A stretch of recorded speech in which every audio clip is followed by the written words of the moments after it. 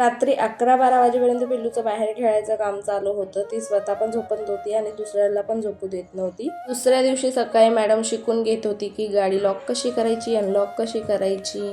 त्यानंतर मी आले किचनमध्ये. आज मी खूप जास्त खुश होते कारण खूप दिवसानंतर मी माझे फेवरेट आलू पराठे बनवणार होते. त्यासाठीच मी इकडे आलू बॉईल करायला ठेवले. आलू बॉईल होतच आहे तोपर्यंत इकडे पण बाकीची तयारी करून घेऊया म्हटलं. त्याच्यासाठी ग्राइंडर जारमध्ये मिरची आणि लसूण वाटून घेतलं, कांदा पण कापून घेतला, आलू पण बॉईल झाले होते. ऑलमोस्ट सगळी तयारी झालेली होती. आता मसाला बनवून घ्यायचा होता. त्याच्यासाठी कढईमध्ये तेल टाकलं, मोहरी, जिरे, कढीपत्ता टाकला, लगेच कांदा टाकला. कांदा छान भाजून घेतला. त्यानंतर हिरव्या मिरचीचे वाटण टाकून घेतलं. आम्ही खूप जास्त तिखट खातो म्हणून मी खूप जास्त मिरची घेतली होती. त्यानंतर हळद, चवीप्रमाणे मीठ घातलं, व्यवस्थित असं परतून घेतलं आणि बॉईल केलेले आलू घातले, ते पण व्यवस्थित परतून घेतलं. त्याच्यात भरभरून सांबार टाकला. इथे मसाला पण रेडी झाला होता. मसाला बघूनच खायची इच्छा होत होती. नंतर इकडे पराठे बनवायला घेतले. गरमागरम पराठे पण रेडी झाले होते आणि गरमागरमच खायला घेतले कारण मला कंट्रोलच होत नव्हतं. खूप टेस्टी पराठे झाले होते. चला मग भेटूया नेक्स्ट व्हिडिओमध्ये. तोपर्यंत बाय.